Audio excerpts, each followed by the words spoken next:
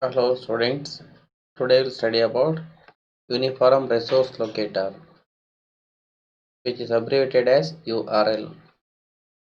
Uniform resource locators are used to identify documents or any other resources on the internet. There are many different kinds of resources identified by different forms of URLs. For every different type of resources, there will be different type of URLs are there. So in general, all the URLs have the same format, that is general format. Here is scheme colon object address. The scheme is often a communications protocol. For example, HTTP, FTP, Gopher, Telnet, etc. Depending on the type of the scheme used, that is protocol used, the method used to identify the object by its address also differs. So when the files are stored in subfolders of document root, then we have to specify the path from that location to end of the file. That means here is name of the file. To specify those paths, almost all browsers use supports forward slashes as separator in a path of the document file. For example, here is consider the example this ecomsite.com, that is the path host name, and here is the slash store. This is the name of the subfolder of the document root, and inside store there is one more subfolder, that is year99. Then here in the folder year99 storefront.html is the file name. This path need not be same from its actual path. That means here is, even though it is stored in a one particular document for root tree and its subfolders hierarchy, it need not be the same in from the actual path. For example, here is, if the server's configuration specifies that the document root of the directory, that means in that particular web server, store slash year99 is the document root tree of that web server, then the above URL can be written like this. That here is, observe that we can specify directly the storefront.html and we need not to specify the actual path here. Multipurpose Internet Mail Extension, that is in short MIME or MIME, are the standard developed for the internet mail even before the introduction of web. This is used to specify the format of the document attached with the email. Here the web also supports different type of documents or media, that is along with the textual data it will support image, audio, video, etc. So there should be a method to identify the format of a document. So for that purpose, web also utilizes the same MIME extensions, and here it is, browsers need this and it should be sent from the web server. Here web server will take the responsibility of specifying the format of the document by including the MIME in the header part of the response message. So it is usually MIME was developed to specify the format of different kinds of documents to be sent via internet mail.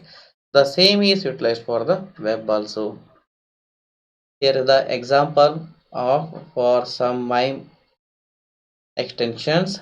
It's not a complete list, just a small list of the existing MIME extensions. Here is the text bar HTML, text bar plain, and text bar CSS. Even for CSS there is one, and not only text, even we can specify for some files also. For example, here is PDF file. If you want to specify the embedded file is a PDF file, then this MIME is included in the file. So this is for audios, likewise for images, and these are for images, and here is for videos. There are some experimental, that means they may not be supported by all the browsers. So this is developed by Microsoft company. So it may be supported in the Microsoft browser Internet Explorer, but may not be supported in the Firefox or any other web browsers.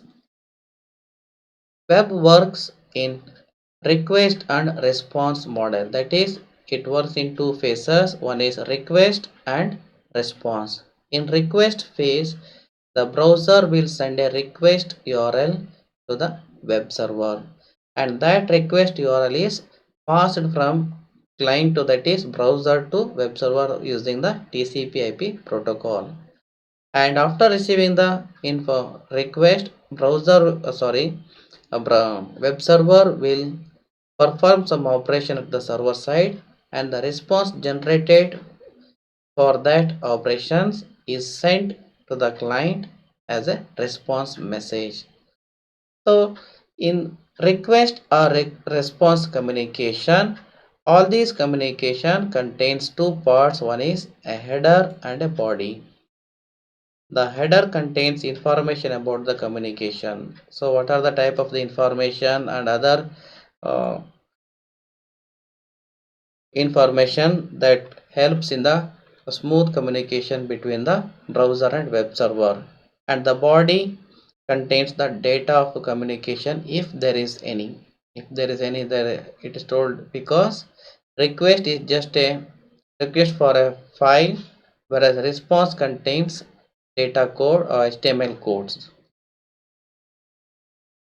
Here are a small list of HTTP request methods. Most popular we have listed here is method get and method post are two HTTP methods widely used in almost all type of HTML pages. Here get returns content of the specified for document, whereas post executes the specified document. Usually it is for PHP or servlet codes, etc. using enclosed data. Here enclosed data means here is the browser will send some information. Depending on that, some data is so data processing is done at the server side, and result is sent to the browser. Likewise, head is used to get the information of a specific document. Put is used to replaces the document with the enclosed data, and delete used to delete the specified document. And these along with some other HTTP request methods are rarely used. Status code, that is 3-digit status codes, begins with 1 or 2 or 3 or 4 or 5. So in the previous slide we have seen that, let's go, here is it is 200 begins with 2. Here it 2, if the first digit is 2, it is success. So it indicates here is the communication between the client and server is going on, and whatever the requested document from the client, that's the browser, are successfully performed at the server side, so it is success. If something error happened if the requested document does not exist at the server side, then the web server will send the status code as 404, error 404, which indicates not found information, that under the category client error. Client error means here is requested information is wrong, that is asked requested by the client, that is the client error. Sometimes we may get status code but starting with the 3-digit code, that is 5, that indicates server error. That means here is web server is unable to perform the requested operation from the requested by the client. So usually it will be 505, 504 like this. Security is very important. In security, that is the while using or performing sub operation in the internet, the security is explained in four concepts, that is privacy, integrity, and authentication, non-repudiation. Privacy means here is the information must not be made available to unwanted persons, and integrity, it should not get modified. Authentication, that is whatever the person who is authenticated, who is actual owner or actual sender and actual receiver, only they should get the information. And non-repudiation, the person should not deny that he did not send the information and did not receive the information. So let's go for a simplest case, that is transmitting a credit card number to a company from which a purchase is being made. When a person send his credit card number, it must not be stolen from the company's server. That means privacy of the server must be well maintained. Whenever the information is being sent or stored, it should not be modified. So that means integrity of the data must be maintained. So it should not be stolen, that is it should be available only to the authentic person, not to the unauthorized persons, and only the actual purchaser and seller exchange the information, and they should be certain about other party's identity. That means the purchaser must be sure about the who is the seller, and sellers must be sure about who is the purchaser. And this authentication is done by many methods. One simple method here is using username and password. To access our email in the Gmail website, we will enter our username and the secret password that identifies our identity to the Gmail server.